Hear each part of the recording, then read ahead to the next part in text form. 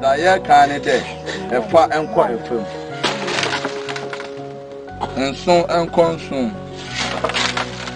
Want to my uncle, want to know.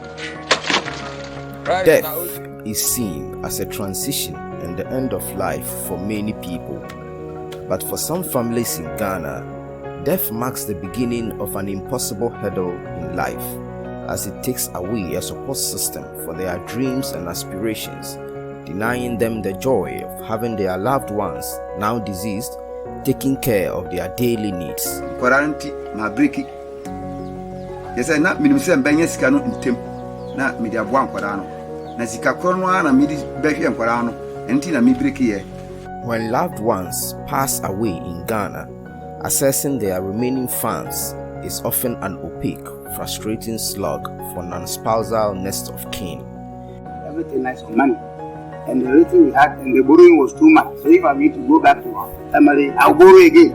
So which at the end, my mother would die and leave me behind.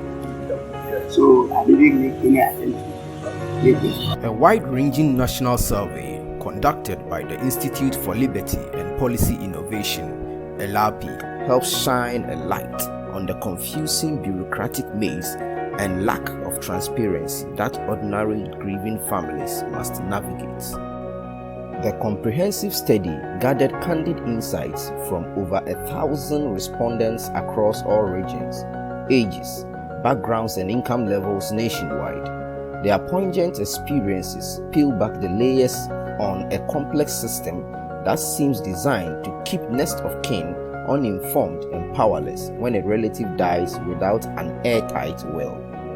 The team at ILAPI took a trip to interview victims, institutions, legal experts, professors, and lawmakers in order to seek first-hand information on the issues surrounding access to a deceased relative's funds by the next of kin.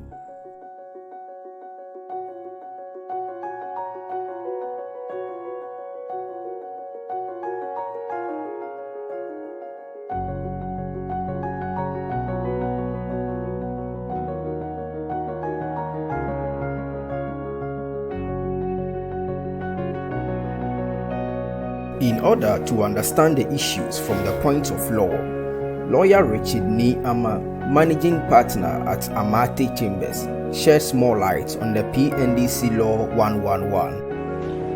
Okay, so PNDC Law 111 is the main law which is used to distribute the estate of a deceased person where the person died without a will. Normally we say the person died intestate. It means he died without a will. Previously, there wasn't anything like that.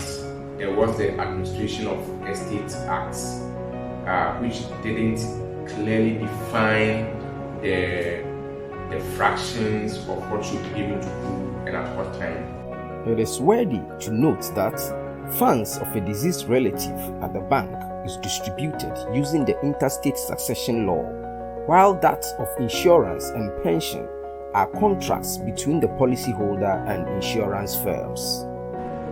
Banks keep your money for you, so the money you are keeping becomes part of your property.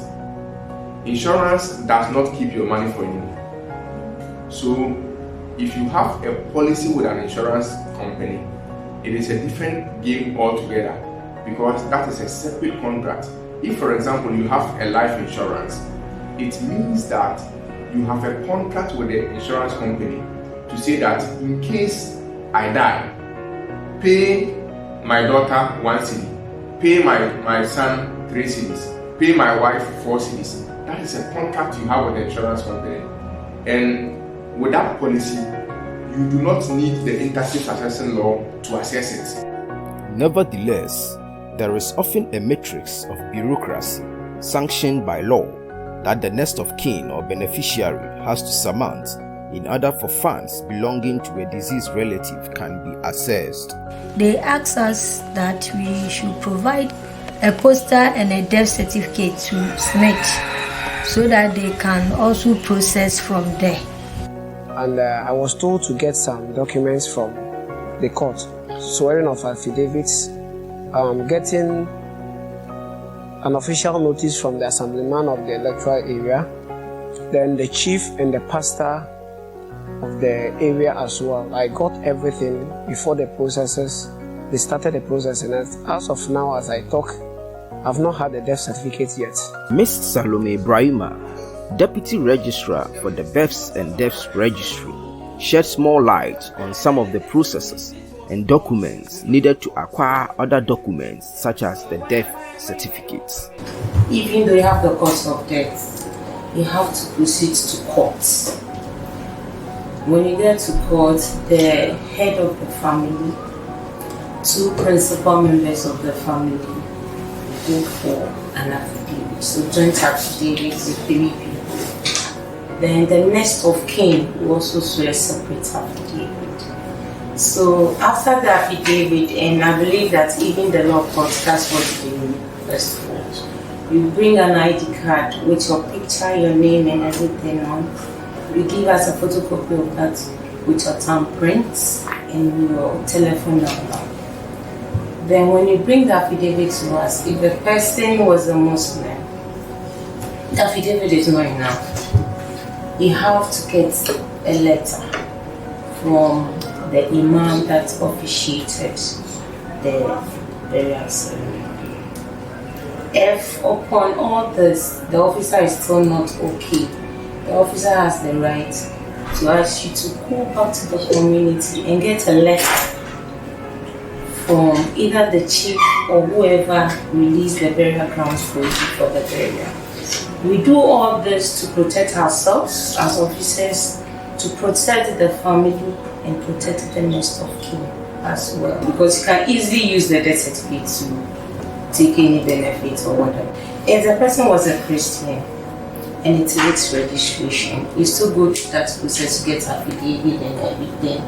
This one, officiating Reverend Minister has to give us a letterhead.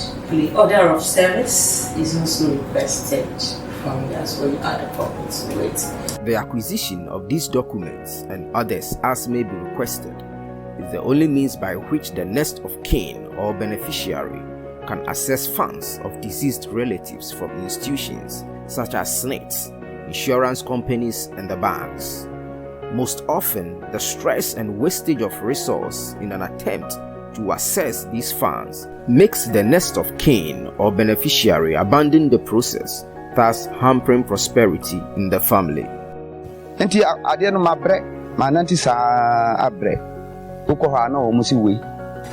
you are doing the policy, they tell you that we are able to provide the necessary information within 2 weeks.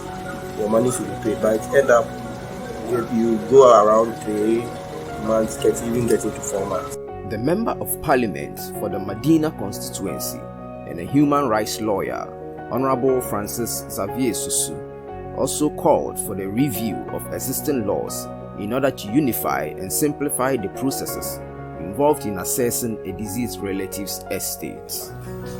So the question is, what piece of legislation can give us a general solution or a unified solution to the problem?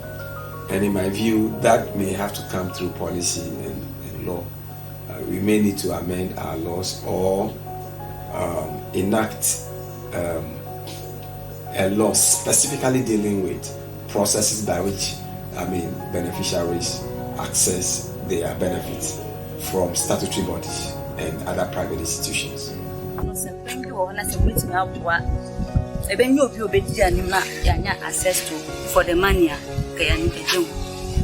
I am hoping and trusting that I can get access to my father's benefit from SNITs, and it shouldn't delay. It should be fast enough so that myself and my siblings will be happy.